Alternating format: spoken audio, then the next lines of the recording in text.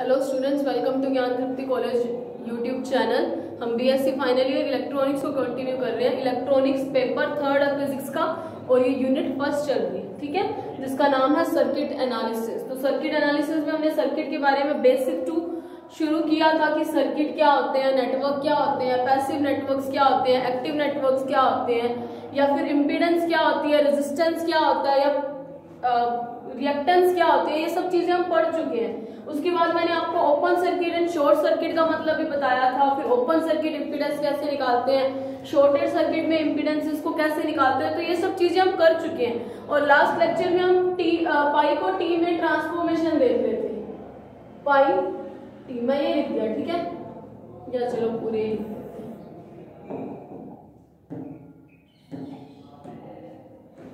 पाई का T network में, T जाल में रूपांतरण। कैसे पाई का टी में रूपांतरण है, तो कल आपको पता होगा मैंने 3 चीजें लिखी थी। एक Z1 OC, फिर Z2 OC, फिर Z1 OC निकालना था, है ना। जो भी वो वैल्यूज आई थी, I think Z1 plus Z3 था और ये था Z जो भी थी, ठीक है। उसके बाद मैंने क्या किया था, इन सबको ऐड कर दिया था। ऐड करने के बाद मेरे पास एक वैल्यू आई थी Z1 plus Z2 plus Z3 is equals to में क्या आया था, ZA ZB plus ZB ZC plus ZB ZC है, ZA ZC था अपॉन में इन सब का add ZA plus ZB plus ZC। देखो ये कल मैं करवा चुकी हूँ, इसीलिए आज वहीं से कंटिन्यू कर रहे हैं, ठीक है। फिर मैंने आपको क्या बताया था, यहाँ पे Z1 Z2 Z3 सबका सम चल रहा है और इधर किन्हीं 2 का सम चलेगा। तो इसको मैंने कोई इक्वेशन दी थी 4 और इन दोनों को मैंने 1, 2 और 3 इक्वेशन करके दी थी। इधर मैंने पाई नेटवर्क वाले लिखे थे और इधर टी वाले लिखे थे। या कैसे करते हैं, मैं सारी की सारी वैल्यूज 1 मिनट में लिख देती हूँ। तो मैंने ये सारी की सारी वैल्यूज लिख दी है कल वाले टॉपिक से। मैं आपको कल शुरू करवाया था, तो ये चीज मैंने आपको फाइंड आउट करनी भी सिखाई थी। सर्किट डायग्राम वही है जो टी नेटवर्क में था और जो पाई नेटवर्क में। टी में हम एलिमेंट Z1 Z2 Z3 रहते हैं इम्पीडेंस के, और पाई में ZA ZB ZC रहते हैं। तो उस बेसिस पे जितना कल हमने किया था, इन सबको ऐड करने के बाद जो मेरे पास एंड रिजल्ट आया था, ये आया था। उसके बाद मैंने आपको कल लास्ट लेक्चर में, आपको याद होगा, मैंने एक चीज बोली थी कि आपका होमवर्क है कि क्या करना है, इक्वेशन नंबर 4-1 करके लिखना है, और इक्वेशन नंबर 4 माइनस इक्वेशन 2 करके लिखना है, और इक्वेशन नंबर 4-3 करना है। तो मैंने आपको बताया था इससे Z1 की कुछ वैल्यू आ जाएगी, इधर से तो Z2 की आएगी। 4-1 करोगे तो Z2 की जो भी वैल्यू आएगी वो अपने यहाँ पे देख लेते हैं। ZA ZB और ZB ZC बनता है, मतलब ZA ZC ओवर में ZA plus ZB plus ZC बच जाता है ना, क्योंकि इधर देखो इसका मल्टीप्लाई किया ZA ZB ZA ZC, मतलब ZB ZC बचेगा, ZA। तो ये चीज आपने मेरे हिसाब से कर ली होगी। तो उसके बाद इसी तरीके से यहाँ से Z1 की वैल्यू निकलेगी, वो क्या निकलेगी, ZA ZB upon ZA plus ZB plus ZC। और सिमिलरली Z3 की कुछ वैल्यू निकलनी है इधर से, वो क्या निकलेगी, ZA ZC ओवर में ZA plus ZB plus ZC। तो देखो पाई नेटवर्क किसमें बदला, टी में। मतलब कैसे बदला, अगर आपको किसी नेटवर्क में, जैसे कि ये एक नेटवर्क है, सिर्फ टॉपिक का नाम ही रेज किया, उसको थोड़ा ऊपर रेज किया। जैसे कि आपको ऐसे दिया हो कि ये पाई नेटवर्क है। अगर एग्जाम में डेरिवेशन जो न्यूमेरिकल्स आते हैं उसमें अगर आए तो आपको क्या दिया जाएगा, इस पाई नेटवर्क में ZA ZB और ZC की कुछ वैल्यू दे दी जाएगी। जैसे ZB बोल दिया 2 ओम है, इसकी बोल दी 3 ओम है, इसको बोल दिया 4 ओम है। तो न्यूमेरिकल्स में कैसे आएगा कि इस टी सर्किट को पाई नेटवर्क में बदलो, और पाई नेटवर्क में बदलते हो उसकी इम्पीडेंस को बताओ, तो आपके पास डायरेक्ट फॉर्मूलाज पड़े इसका। जैसे Z1 का ये टी नेटवर्क की इम्पीडेंस है, तो ये जो भी वैल्यूज इन्होंने बोली ZB इंटू ZC करो, यानी कि 2 into 3 into 4 that is 12 upon में इन सब का ऐड लिख दो 9। तो इस तरीके से आप ओम में निकालते रहोगे 4/3 दैट इज 1.33 ओम। तो इस तरीके से जो सारे निकल जाएंगे, उसके बाद आप डायग्राम बनाते टाइम, मतलब बनाते टाइम आप उनकी वैल्यूज यहाँ पे लिख दोगे कि Z1 की वैल्यू है, Z2 की है, Z3 की है। तो ये न्यूमेरिकल्स में यूज होंगी ये चीजें। तो ये टी को पाई में बदलना हो गया। अब अपने नेक्स्ट टॉपिक करते हैं पाई को टी में नंबर दे लो, अब यही इक्वेशंस यूज होगी। तो पेपर में इस टॉपिक आने की बहुत ज्यादा संभावना है। इसको आप दे लो इक्वेशन नंबर 5, इसको दे लो 6 और इसको दे लो 7। ये टी पाई में पाई टी में बदला क्योंकि पाई के एलिमेंट्स हमें पता थे और उससे हमने क्या निकाले, टी के निकाले। तो अगर एग्जाम में आता है कि पाई नेटवर्क का टी नेटवर्क में रूपांतरण दिखाओ तो ये डेरिवेशन करोगे। और अगर पेपर में आता है कि टी नेटवर्क को पाई में बदलो, टी नेटवर्क का पाई नेटवर्क में ट्रांसफॉर्मेशन, मैं टी टेंस टू पाई लिख दूंगी, ठीक है, कि टी को किस में बदलना है, पाई में बदलना है। तो अगर ये आए तो आपको शुरू से करना पड़ेगा, ठीक है। तो इक्वेशन नंबर जो मेरे पास 5 थी, Z1, Z2 और Z3 की कुछ वैल्यूज थी मेरे पास। Z1 की ZA ZB upon ZA plus ZB plus ZC, एक बार मैं लिख रही हूँ फिर मैच कर लेंगे। और इसकी ZA ZC थी upon ZA plus ZB plus ZC, और इसकी वैल्यू फिर ZB ZC हो जाएगी upon ZA plus ZB plus ZC। शायद यही वैल्यूज है, अपने पीछे से देख लेते हैं, यही वैल्यूज आ रही है। हाँ, अब इसको आप दे लो इक्वेशन नंबर 5, दो ही रखे इसको 6, अब 7। अब टी को किस में बदलना है, पाई में बदलना, मतलब जो ZA और ZB की वैल्यूज निकालनी है, किसकी फॉर्म में, Z1 Z2 या Z3 की, किसी की भी फॉर्म में, जैसा भी आएगा, ठीक है। तो वो निकालने के लिए देखो ये जो 2-3 टॉपिक है इनमें आपको कैलकुलेशंस का ध्यान रखना पड़ेगा, टी नेटवर्क और पाई नेटवर्क में। अदरवाइज आप कैलकुलेशन करते रहोगे और एंड रिजल्ट आप बहुत लेंथी बना लोगे। इसके बजाय आप अगर 2-3 स्टेप्स को याद रखो तो आपके लिए ज्यादा इजी है। तो इसको सोल्व करने के लिए अपने पास एक पर्टिकुलर स्टेप आप ध्यान रखना, इक्वेशन नंबर 5 इंटू 6 करो, प्लस कर दो, ठीक है। फिर इक्वेशन नंबर किसको जोड़ो, 6 इंटू 7 कर दो और दोनों को ऐड कर दो, और इक्वेशन नंबर 5 इंटू 7 करो और ऐड कर दो। क्या किया, 5 का 3 इक्वेशन थे, इससे 6 से भी मल्टीप्लाई किया और 7 से भी किया, और 6 को किससे किया, 7 से मल्टीप्लाई किया, और इन सबको आपस में क्या कर दिया, जोड़ दिया। अगर इन सबको जोड़ देंगे, स्टेप्स आपको ध्यान रखने पड़ेंगे क्योंकि टी नेटवर्क पाई नेटवर्क, टी को पाई में या पाई को टी में सोल्व करते टाइम आपको कैलकुलेशंस के स्टेप्स आपको ध्यान रखने पड़ेंगे, क्योंकि ये सिर्फ कैलकुलेशन ही है जिसको आपको फॉलो करना है। तो इक्वेशन नंबर 5 इंटू 6 इंटू, तो देखो 5 इंटू 6 करते हैं तो मुझे ये पता है इसकी वैल्यू क्या आएगी, 5 को 6 से मल्टीप्लाई करूंगी, इन दोनों को आपस में अगर मैं मल्टीप्लाई करूं तो मुझे पता है यहाँ पे क्या बनेगा, ZA into ZB into ZB ZC, और अपॉन में क्या आएगा, ZA plus ZB plus ZC, इसका होल स्क्वायर लिख दूं क्योंकि इसके अपॉन में भी यही टर्म है, इसके अपॉन में भी यही टर्म है। और अगर ऊपर वाले को भी मैं थोड़ा सिंपल करके लिखूं तो मुझे पता है इसकी एक पर्टिकुलर वैल्यू आएगी, वो क्या आएगी, ZA into ZB square into ZC, plus कर दूं क्योंकि प्लस करने आप जैसा आपने स्टेप्स को फॉलो करना है। फिर 6 इंटू 7 यानी कि ZA ZB इंटू ZC, और इधर ZC 2 बार है तो ZC का स्क्वायर, अपॉन में क्या आएगा, ZA plus ZB plus ZC का होल स्क्वायर, प्लस अब फिर से करो 5 को 7 से, यानी कि अब क्या इसका स्क्वायर बन जाएगा, ZA का square ZB ZC upon ZA plus ZB plus ZC का होल स्क्वायर। एलसीएम ले लो, एलसीएम लेंगे तो अपने को क्या बनेगा, ZA plus ZB plus ZC का होल स्क्वायर, और ऊपर क्या बनेगा, ZA ZB square ZC plus इधर क्या बनेगा, ZA ZB ZC का स्क्वायर प्लस ZA का स्क्वायर ZB और ZC। अगर इस ऊपर वाले टर्म को देखें तो मेरे को पता चल रहा है इस वाली इक्वेशन के अंदर ZA ZB ZC ZA ZB ZC ZA ZB ZC तीनों में कॉमन आ सकता है, और अगर कॉमन आएगा तो बचेगा क्या अपने पास, ZA ZB ZC, तो इधर क्या बचेगा, ZB प्लस चल रहा है, प्लस कर दिया, इधर क्या बचेगा, ZC, और इधर क्या बच जाएगा, एक ZA upon ZA plus ZB plus ZC का होल स्क्वायर। अगर देखें तो ये टर्म सेम है तो स्क्वायर टू ये कैंसिल होगा। अब ये जो भी इक्वेशन बनी है इसको आप इक्वेशन दे लो आप, या इसको मैं नेक्स्ट स्टेप पे लिख देती हूँ, टी को पाई में बदल रही हूँ। स्टेप्स को ही ध्यान रखना और कुछ ही नहीं करना आपको, ZA ZB ZC अपॉन में क्या आया, ZA plus ZB plus ZC आ गया। अब ये चीज आ गई, अगर मैं अब इक्वेशन इसको मैं दे ली तो इक्वेशन नंबर कोई 8 हुई, ठीक है, नेक्स्ट इक्वेशन दे दी।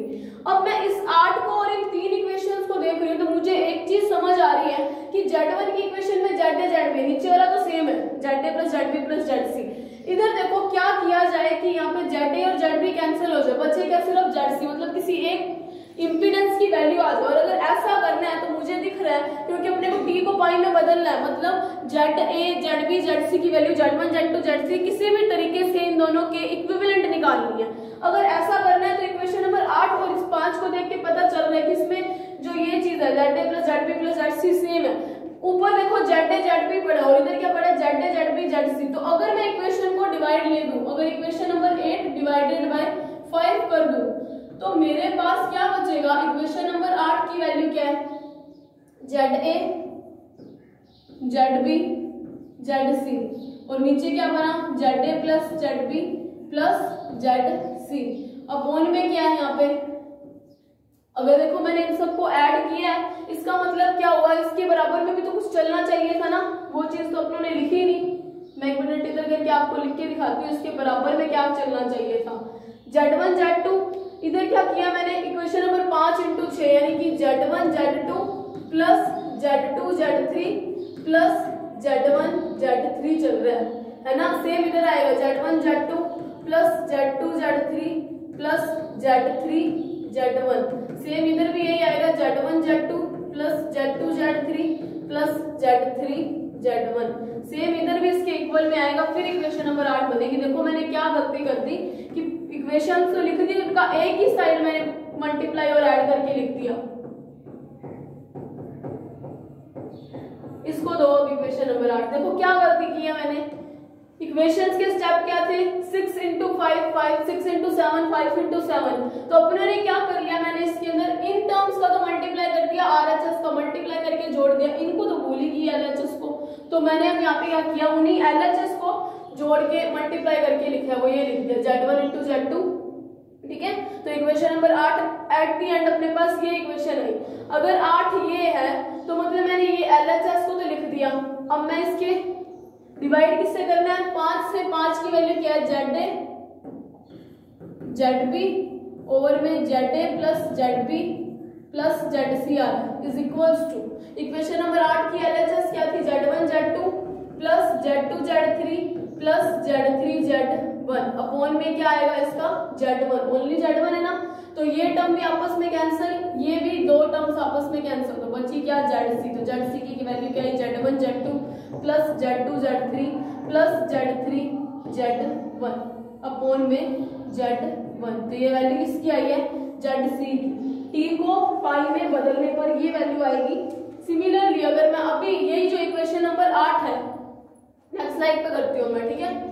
इक्वेशन नंबर 8 अपनी क्या है ZA ZB ZC अपॉन में ZA plus ZB plus ZC किसके इक्वल आया Z1 Z2 plus Z2 Z3 plus Z3 Z1 की, है ना। मैंने उस टर्म में सोल्व करते टाइम ये स्टेप लिखा ही नहीं था, जबकि ये स्टेप भी आना था क्योंकि हमने सिर्फ RHS को सोल्व किया, LHS को सोल्व ही नहीं किया। तो ये मेरे पास इक्वेशन नंबर 8 थी। अब इक्वेशन नंबर 8 डिवाइडेड बाय 5 किया तो मुझे ZC की वैल्यू आ गई। सिमिलरली मैं इक्वेशन नंबर 8 डिवाइडेड बाय 6 करके देखती हूँ, तो देखते हैं किस चीज की वैल्यू आती है, ठीक है। तो इक्वेशन नंबर 5 6 7 ये पड़ी है, ठीक है। तो मतलब यहाँ पे देखो मेरे पास ZB और ZC पड़े ऊपर, तो वैल्यू किसकी आएगी ZA की आएगी, तो जो भी वैल्यू आएगी अपने लिख लेते हैं। तो equation number 5 minus 5 divided by 6 करूँ 8 डिवाइडेड बाय 6, तो ZA मैं ZB ZC ओवर में ZA plus ZB plus ZC upon 6 का क्या था ZB ZC upon ZA plus ZB plus ZC।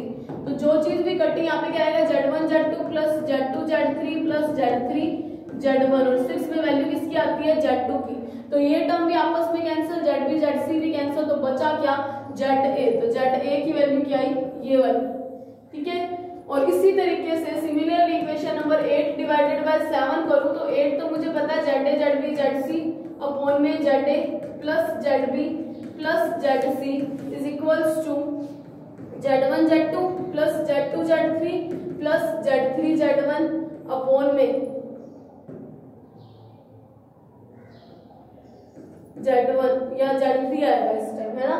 और जो इक्वेशन नंबर 7 की वैल्यू है वो क्या है, Z A Z C upon Z A plus Z B Z three. ठीक है, तो यहाँ से मैं अगर इसको डिवाइड दूं तो यहाँ पे क्या आएगा, Z A Z C upon Z A plus Z B plus Z C. तो ये आपस में कैंसिल, जेड ए और जेड सी कैंसिल, तो बचा क्या सिर्फ और सिर्फ जेड बी की वैल्यू क्या आई, Z one Z two plus Z two Z three plus Z three Z one upon में जेड थ्री। तो ये वैल्यूज है। आप देखो पाई नेटवर्क में अपनों ने क्या लिए थे, impedance Z A Z B और जेड सी, इनको किनकी टर्म में निकाल दिया, 1 2 और 3 वाली इम्पीडेंस की टर्म में। तो ये वैल्यूज ध्यान रखना, इक्वेशन नंबर ये और जेड सी की वैल्यू और ये वाली वैल्यू तीनों क्या है, जेड को पैरामीटर सॉरी टी को पाई में बदला। किया क्या है, जो कल जहां तक छोड़ा था उसके बाद मैंने क्या किया, इन दोनों को आपस में मल्टीप्लाई कर दिया, फिर इसको और इसको मल्टीप्लाई किया और इसको और इसको मल्टीप्लाई किया और सबको मैंने क्या कर दिया, ऐड कर दिया। जब ऐसा किया, सबको ऐड किया, तो मेरे पास कुछ पर्टिकुलर वैल्यू आई। उसी वैल्यूज को मैंने क्या किया, उस इक्वेशन को देखा और इन सब में डिवाइड लगता जा रहा था। यहाँ से मेरे पास कुछ ना कुछ वैल्यू आती तो मैंने डिवाइड कर दिया। देखो बाकी एक चीज ऐसी है कि आपको कैलकुलेशंस को फॉलो करना ही पड़ेगा, साथ में आप यहाँ पे नोट करने की बजाय आप खुद करके देखना, तो आपको ज्यादा अच्छे से याद रखेगा। अब अपने करते हैं parameters for a 4 terminal network.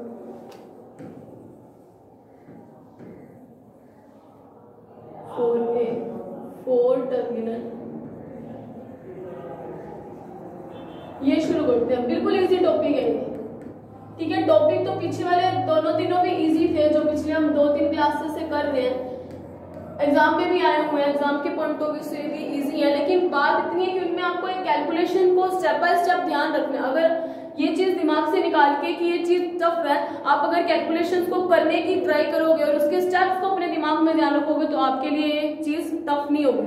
तो अब करते हैं parameters for a 4 terminal network, जिसको हिंदी में बोला जाता है चतुर टर्मिनल जाल के लिए प्राचल। पैरामीटर को हिंदी में बोलते हैं प्राचल, ठीक है। अब देखो पैरामीटर्स होते क्या, देखो एक सर्किट के लिए 4 टर्मिनल नेटवर्क के लिए 3 पैरामीटर होते हैं, Z terminal, Z parameter, H parameter और वाई पैरामीटर, ठीक है।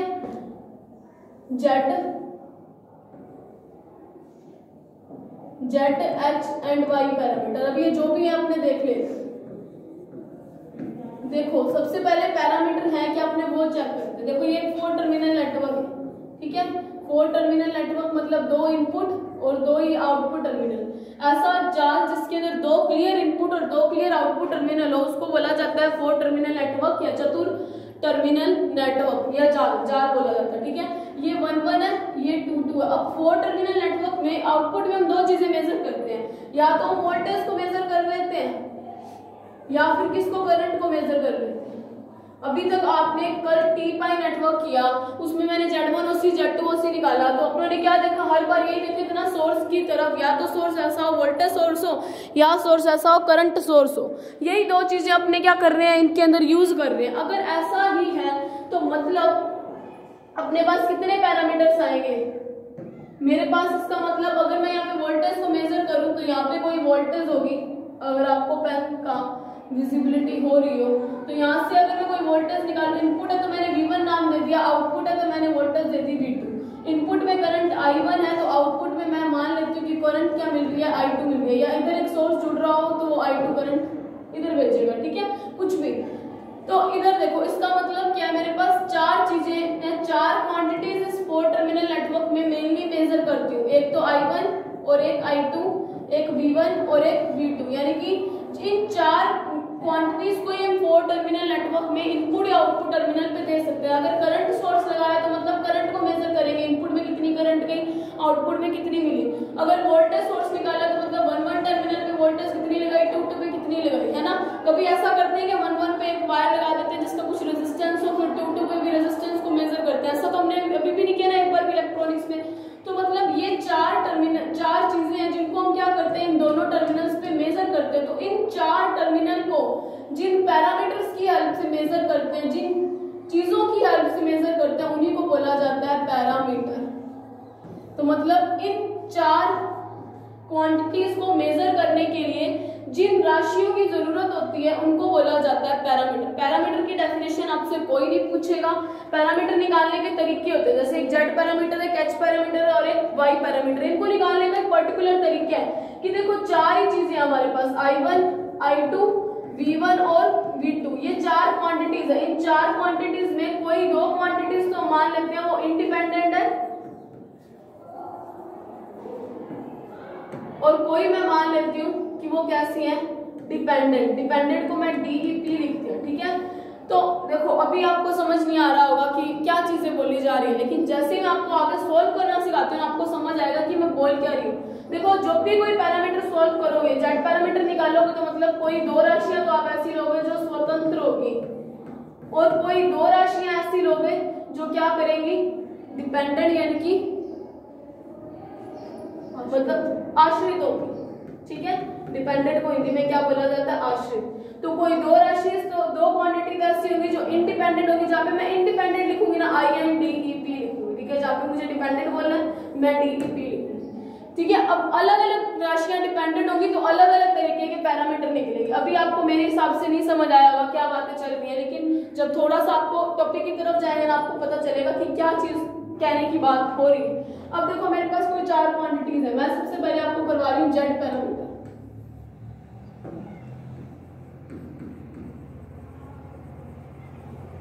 तो जेड पैरामीटर को करने के लिए सबसे पहले तो पैरामीटर क्या थे कि उन चार क्वांटिटीज को मेजर करने के लिए जो राशियों की जरूरत होती है, यानी जिनसे इनको मेजर करते हैं उनको बोला जाता है पैरामीटर। तो पैरामीटर तीन टाइप के होते हैं किसी भी 4 टर्मिनल नेटवर्क के लिए, जेड पैरामीटर, एच पैरामीटर और वाई पैरामीटर। जो भी अभी पता चलेगा, पहले मैं आपको एक अगर जेड पैरामीटर करवा दूं ना तो वाई और एच आप खुद ही कर लोगे।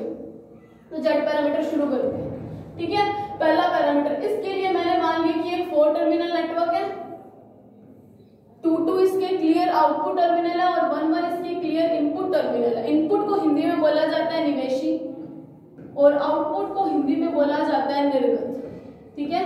अब इन पे मुझे चार ही क्वांटिटीज मुझे पता है, मैं इनपुट और आउटपुट पे मेजर कर सकती हूँ, V1, V2 या फिर I1 और I2, यानी या तो वोल्टेज या दोनों टर्मिनल पे करंट। 1 टर्मिनल है तो मतलब मैं I1 और V1 डिनोट कर रही हूँ, जहाँ पे हम 2 टर्मिनल पे जाएंगे तो मैं I2 और V2, नॉर्मल कॉमन सेंस वाली बात वो चीज यूज की, ठीक है। अब मैंने मान लिया कि अगर कोई दो टर्मिनल I1 और I2 ये दोनों कैसे हैं, इंडिपेंडेंट है, ठीक है, और V1 और V2 क्या है, डिपेंडेंट। अब कोई डिपेंडेंट फंक्शन इंडिपेंडेंट क्वांटिटीज या इंडिपेंडेंट वेरिएबल्स का ही फंक्शन होता है, कोई भी डिपेंडेंट क्वांटिटी इंडिपेंडेंट वेरिएबल का फंक्शन होती है। कोई भी आश्रित राशि स्वतंत्र राशियों का फलन होती है। ये लाइन आपको पता होगी, ये मैथ्स में आप बहुत बार यूज करते हो, और अगर नहीं पता तो आज यहाँ पे इस लाइन को याद करो कि कोई भी डिपेंडेंट क्वांटिटी इंडिपेंडेंट क्वांटिटीज का फंक्शन होती है। अगर ये चीज है, कोई भी डिपेंडेंट क्वांटिटी इंडिपेंडेंट क्वांटिटी का फंक्शन होती है, तो मैं लिख सकती हूँ कि V1 is a function of, ऐसे ही लिखते हैं ना, I1 और I2।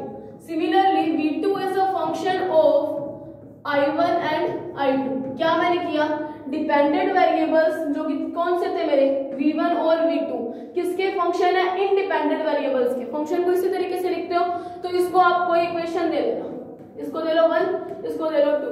देखो मैंने अभी तक कुछ नहीं किया, जेड पैरामीटर में मैंने 4 टर्मिनल नेटवर्क लिया और 4 क्वांटिटीज लिए कि 1 टर्मिनल के लिए करंट I1 और V1 है, वोल्टेज V1 और 2 टर्मिनल के लिए करंट I2 और वोल्टेज V2 है। इन्हीं को मेजर करने के लिए अपने को जिस प्राचल की हेल्प लेनी है, वो प्राचल अगर जेड पैरामीटर है तो उसके लिए ये चीज फिक्स है कि करंट I फिक्स रहेगा और V क्या रहेगी, डिपेंडेंट रहेगी। I जो है इंडिपेंडेंट रहेगा, V डिपेंडेंट रहेगा। ऐसा क्यों लिया, टॉपिक की तरफ थोड़ा सा जाएंगे आपको समझ आएगा, ठीक है।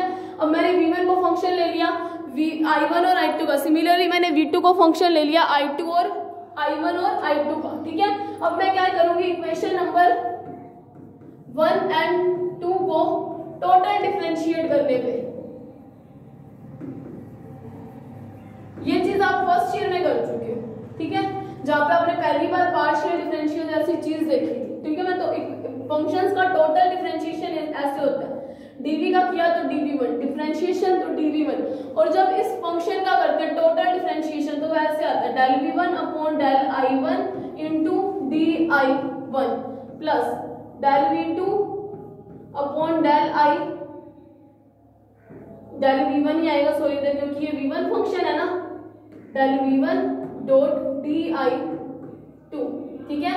और सिमिलरली अगर मैं इसका करूं तो ये आएगी dv2 is equals to del v2 क्योंकि फंक्शन v2 है अपॉन di1 डॉट di1। जिन जिन का फंक्शन होता है ना उसी के रिस्पेक्ट में ये डिफरेंशिएशन चलता है, टोटल डिफरेंशिएशन, ये चीज आपको पता होगी। प्लस डेल्टा v2 फंक्शन है तो डेल्टा v2, अब i1 के रिस्पेक्ट हो गया, बचा अपॉन di2 डॉट di2।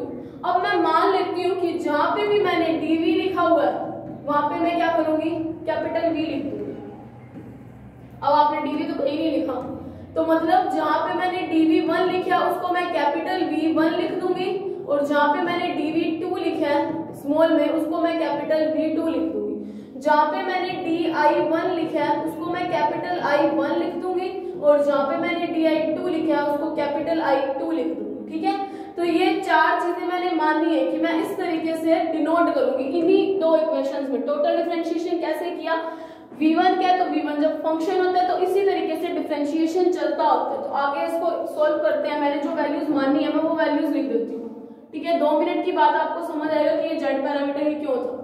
तो यहाँ पे देखो इन दो इक्वेशंस के बाद नाउ वी कैन से कि dv1 मैंने बोला था जहां पे मैंने dv1 लिखा मैं उसको कैपिटल V1 ले लूंगी, मैंने ले लिया इज इक्वल्स टू, अब delta v1 delta v upon del i को मैंने z11 लिखा, क्यों लिखा अभी बता देती हूँ, कैपिटल I1 प्लस सिमिलरली जहां पे मेरा 1 और 2 है तो मैं इसको लिख देती हूँ z12 कैपिटल I2, ठीक है। 1 2 था इसीलिए 1 2, यहाँ पे 1 1 था इसीलिए z11। अब देखो v2 dv2 की जगह v2, या अलग पेन से लिखती हूँ आपको पता चलेगा, dv2 की जगह मैंने क्या लिखा v2 इज इक्वल्स टू, यहाँ पे क्या है 2 1 यानी कि z21, ठीक है। जो ऊपर उसको पहले, जो नीचे उसको बाद में, कैपिटल I1 प्लस 2 2 यानी z22 I2।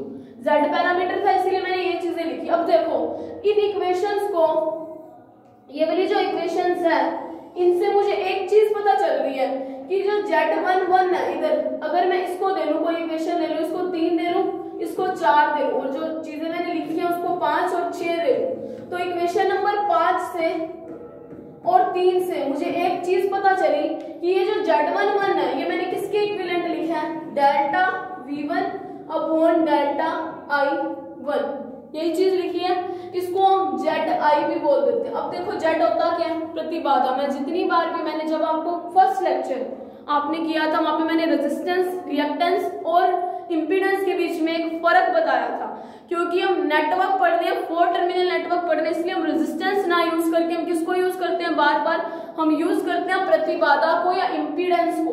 अगर हम इंपीडेंस को यूज करते हैं, इसीलिए मैंने यहाँ पे क्या लिखा, आप देखो उसकी यूनिट क्या थी, मैंने जब आपको बताया था ओम, क्योंकि मैंने बोला था ये सभी एक तरीके से करंट के फ्लो को अपोज करेंगे, धारा के प्रवाह में बाधा उत्पन्न करेंगे, और धारा के प्रवाह में जो बाधा उत्पन्न करती है उसकी यूनिट ओम होती है। अगर इन सबकी यूनिट ओम है तो मुझे पता है ओम्स लॉ क्या होता है, V is equals to I R. यहाँ से R कितना आएगा, V बाय I, यानी कि यूनिट क्या आई ओम। और मैंने नेटवर्क पढ़ना है तो मतलब Z की R की जगह क्या लूंगी, Z इंपीडेंस, क्योंकि नेटवर्क में एक या एक से ज्यादा सर्किट एलिमेंट्स जुड़े होंगे या इलेक्ट्रिक एलिमेंट्स जुड़े होते हैं। अगर एक या एक से ज्यादा इलेक्ट्रिक एलिमेंट्स होते हैं तो प्रतिरोध की बजाय हम Z लिखते हैं। Z अपने आप में क्लियरिटी दे रहा है कि 3 टर्मिनल तो मिनिमम है, एक कोई प्रतिरोध जुड़ा हुआ है, एक कोई रिएक्टेंस इंडक्टर जुड़ा हुआ है, एक कोई कैपेसिटर C जुड़ा हुआ है, इसलिए मैंने Z लिया। तो Z11 आपको पता चला क्योंकि V अपॉन I बना, और V अपॉन I हमें पता वो क्या होती है, प्रतिबाधा की ही यूनिट है, इसीलिए यहाँ पे क्या लिया गया है, Z11। नेक्स्ट स्लाइड पे चलते हैं। इन इक्वेशंस को मैं एक बार वापस से, चलो छोड़ो, नेक्स्ट स्लाइड पे चलते हैं। तो यहाँ से देखो Z11 की एक वैल्यू है delta V1 upon delta I1 small में। अब देखो जब भी आपके पास ये वैल्यू आए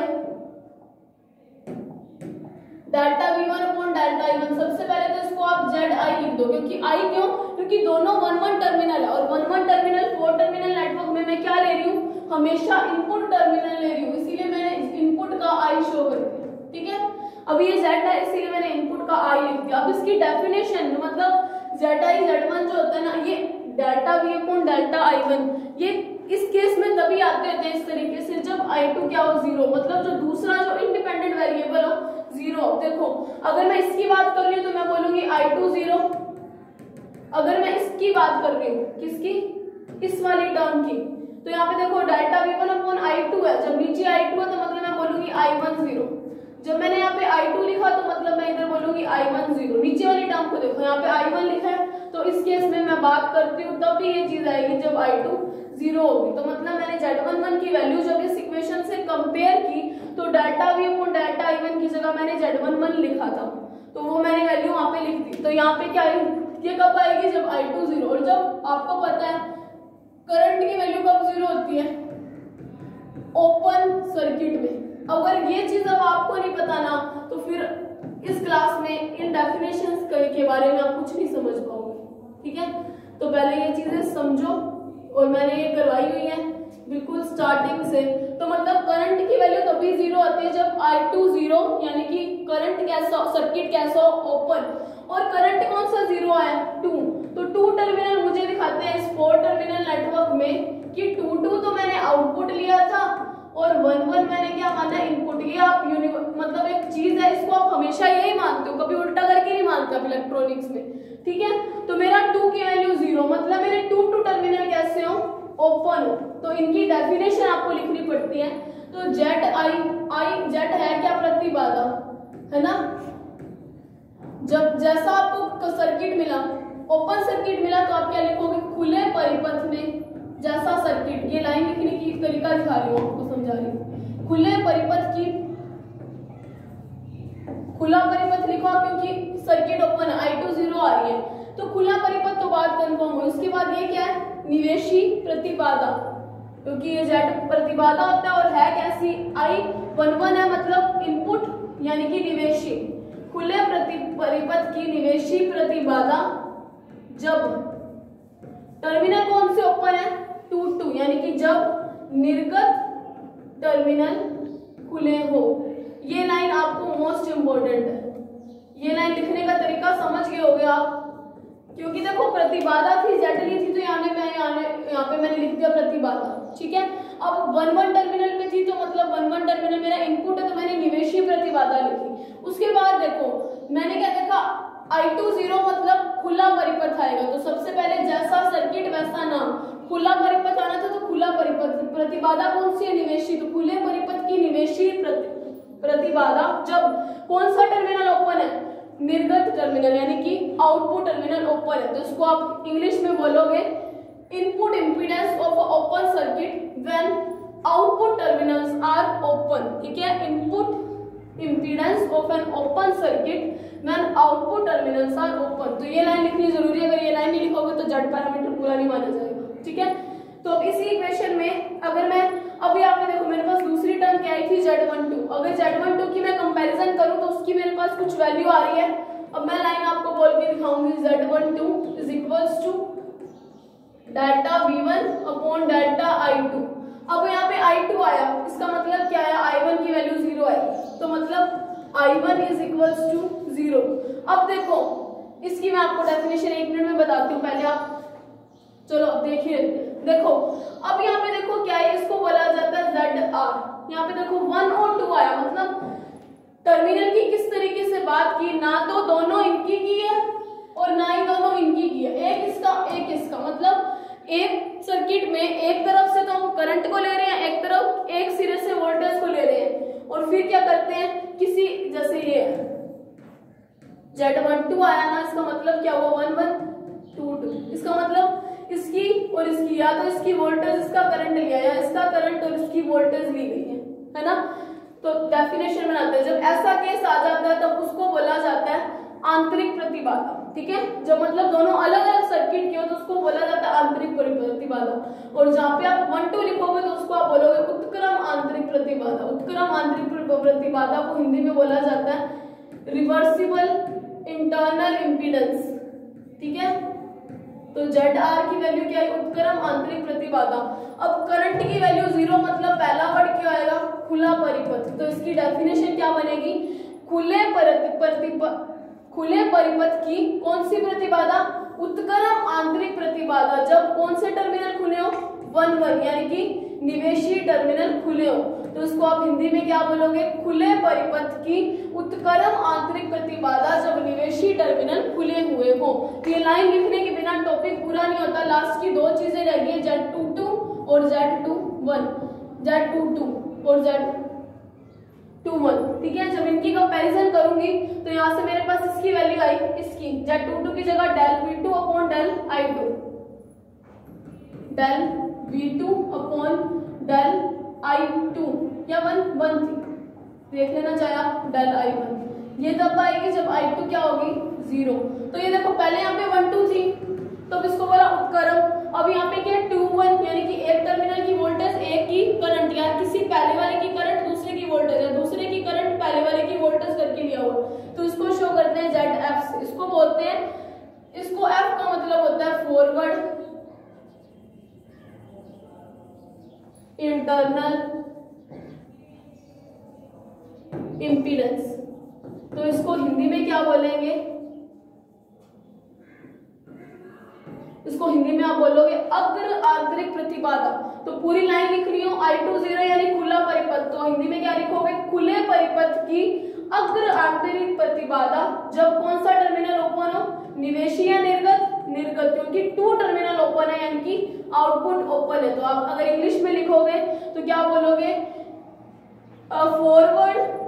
forward internal impedance for a open circuit when 2 terminals या आउटपुट टर्मिनल्स आर ओपन। तो सिमिलरली Z22 की वैल्यू उधर से अगर मैं इक्वेशन से अगर मैं इसको लिखूं तो उसकी वैल्यू आती है del V2 upon del I2। तो यहाँ पे तभी आएगी जब I1 क्या होगा 0। इसको हम शो करते हैं ZIO से, क्योंकि दोनों टर्मिनल किसके लिए गए हैं, आउटपुट वाले के, इसके आउटपुट टर्मिनल लिए गए। अगर आउटपुट के लिए तो मैंने ZO यानी O यानी कि आउटपुट। तो यहाँ पे देखो खुला परिपथ है क्योंकि करंट 0, तो लाइन क्या लिखोगे, खुले परिपथ की कौन सी प्रतिबाधा, निर्गत या निवेशी, निर्गत। क्यों, क्योंकि हमने कौन सा टर्मिनल लिया है 2 यानी कि आउटपुट। खुले परिपथ की निर्गत प्रतिबाधा जब कौन से टर्मिनल ओपन हो, निवेशी टर्मिनल खुले हुए हो। तो अगर इंग्लिश में आप लिखोगे तो इंग्लिश में क्या लिखोगे कि output impedance of an open circuit when कौन से टर्मिनल खुले हो, when input terminals are open, यानी कि इधर कुछ भी नहीं कनेक्ट किया गया, इधर कोई ना कोई सोर्स कनेक्ट किया गया। तो ये Z पैरामीटर कंप्लीट होते हैं। आप इस लेक्चर को 2 बार देखना, और इस थ्योरी के बिना ये लेक्चर कंप्लीट नहीं होगा, ये टॉपिक कंप्लीट नहीं माना जाएगा। तो ये लाइनें आपको लिखनी पड़ेगी, मैंने सबकी बोल के बता दी है। और सिर्फ मैंने 2 टर्मिनल इंडिपेंडेंट माने थे, I1 और I2, और V1 और V2 को डिपेंडेंट माने। अब बाकी के 2 अपने नेक्स्ट लेक्चर में करेंगे। तो आज के लिए इतना ही। Thank you very much.